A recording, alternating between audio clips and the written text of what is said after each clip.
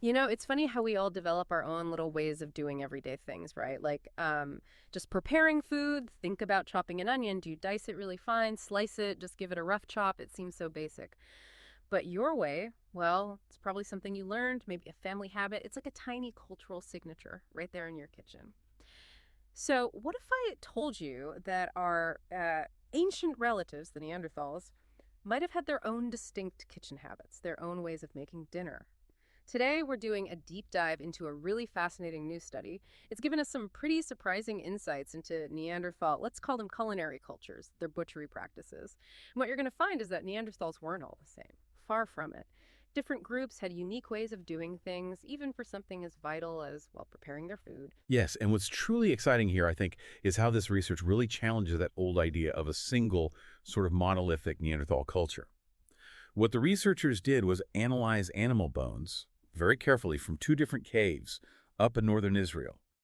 And they found really compelling evidence that different Neanderthal groups living roughly around the same time were butchering the exact same types of animals, but in strikingly different ways. It just suggests a much richer, more varied picture of their lives than maybe we've traditionally given them credit for. Okay, right. Let's unpack this then. Yeah. So, our mission today is to dig into where these two groups lived, what they were eating, and crucially, how these tiny marks, these subtle clues left on ancient bones thousands of years ago, can actually reveal this unexpected level of cultural diversity among our ancient relatives.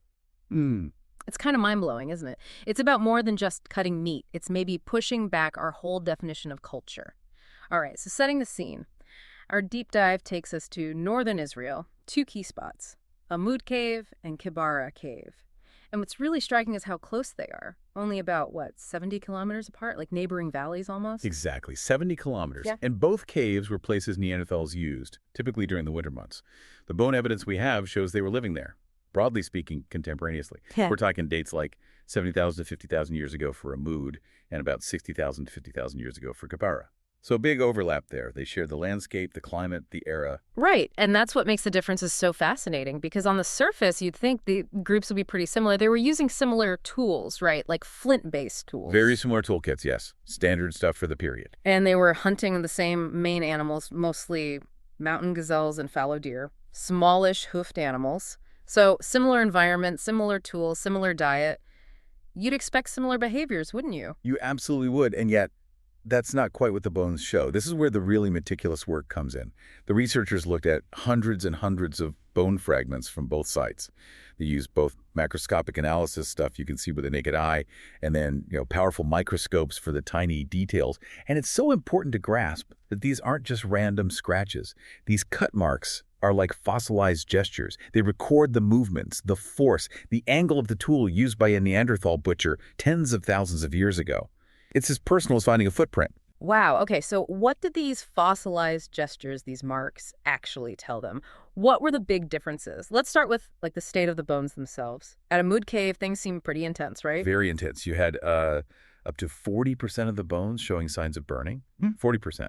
And they were incredibly fragmented. Something like 97, almost 98% were less than half complete, just shattered. Why would they be so fragmented? Cooking, marrow. It could be a combination. Intense cooking, definitely smashing them to get every last bit of marrow, maybe even just how they managed waste, or perhaps processes after they were discarded. What's also interesting in Amud is that there was almost no sign of carnivores gnawing on the bones. Maybe the humans processed them so thoroughly there was nothing left. Okay, so Amud, intense processing, lots of burning, high fragmentation, no carnivores. What about Kebara? Kebara paints a different picture. Only about 9% of the bones were burned, much lower. And they were far less fragmented. Almost 17% of the bones were found largely complete. A huge difference from Amud's less than 3%. And the burning at Kebara, was that thought to be different? Yeah, the thinking there is it's more likely directly related to the cooking process itself, rather than, say, waste disposal or something else. And another contrast, Kebara did have clear evidence of carnivore activity. About 9% of the bones showed gnaw marks. Huh. So maybe the Kebara group wasn't quite as meticulous about getting every last scrap, or maybe they managed their camp differently, allowing hyenas or other animals access. It's possible. Yeah. There's different behaviors around the carcass and the campsite. And were there differences in what they were actually bringing back to the caves? You mentioned the main prey was similar. The main prey, yes, gazelles and deer. But Kebara had more evidence of larger animals mixed in, things like aurochs, those big wild cattle. And it seems the Kebara folks were more likely to haul entire large carcasses back to the cave to butcher them there. The skeletal remains are more complete head, feet, everything represented. Whereas Amud. Amud samples were almost all those smaller animals, the gazelles and deer.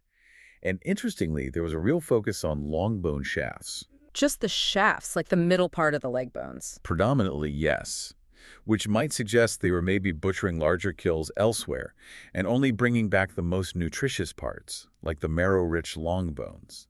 A different transport strategy. Okay, this is already painting a picture of two quite distinct approaches. But what about the actual cut marks, the signatures you mentioned? Ah, yes. Oh. This is perhaps the most compelling evidence. Yeah. Let's talk density first. At Amud, the bones were just covered in cut marks. An average of over 10 incisions per square centimeter. Imagine that. 10 cuts per square centimeter, that's a lot. Very busy work. Extremely busy.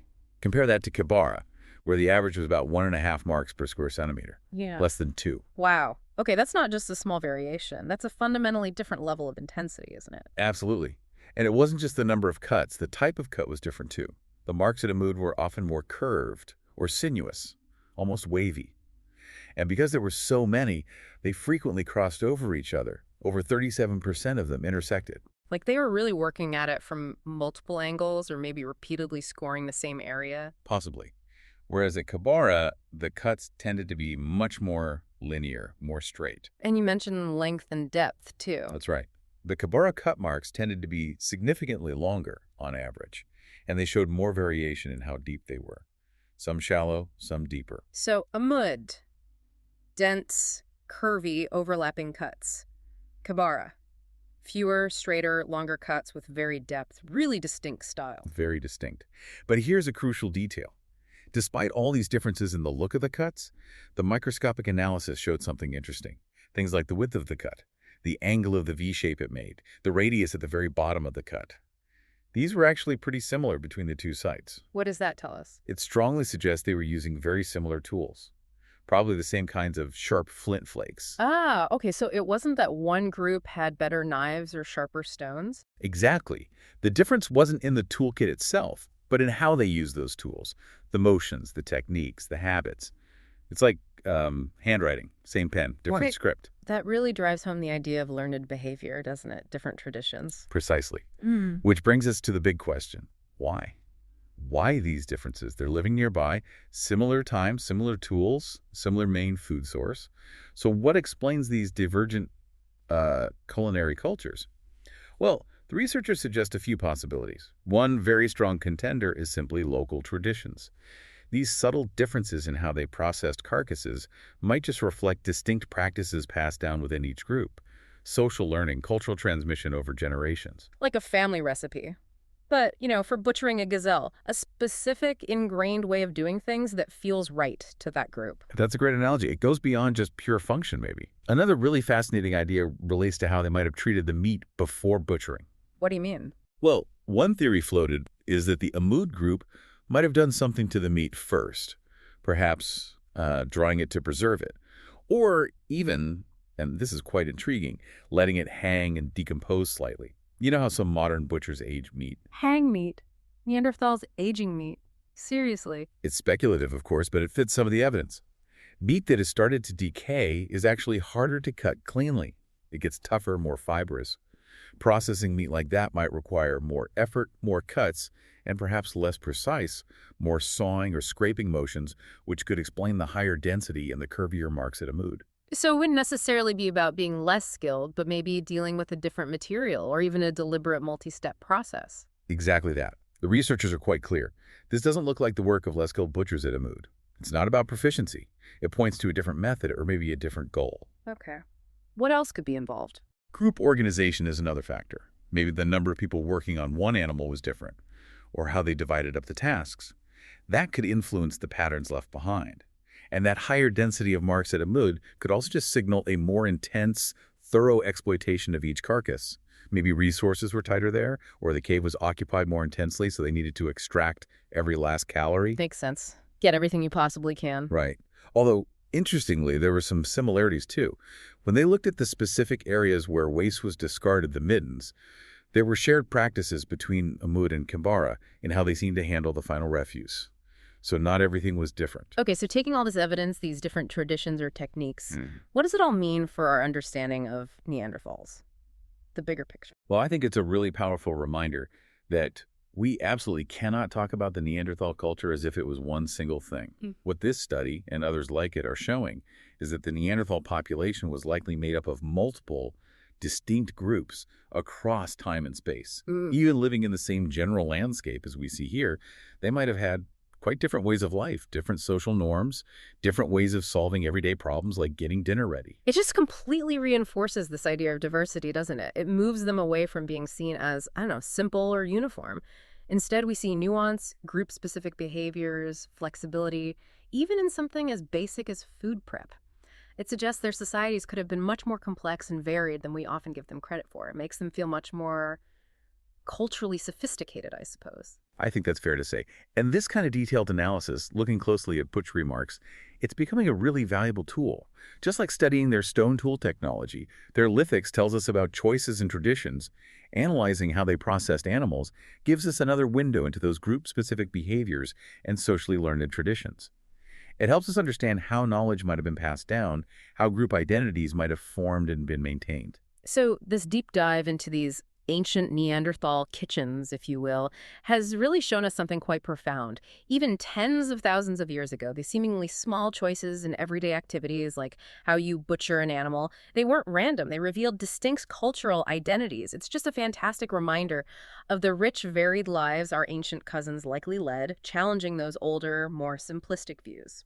Absolutely. And looking ahead, obviously more research is needed, more comparisons, maybe more experimental archaeology trying to replicate these marks. But who knows? Studies like this down the line might even help us start to piece together actual Neanderthal recipes, not just the ingredients, but the techniques, the process. How cool would that be? That would be amazing. It really makes you think, doesn't it? Like, fast forward thousands of years from now, what seemingly tiny, everyday choices are you making today?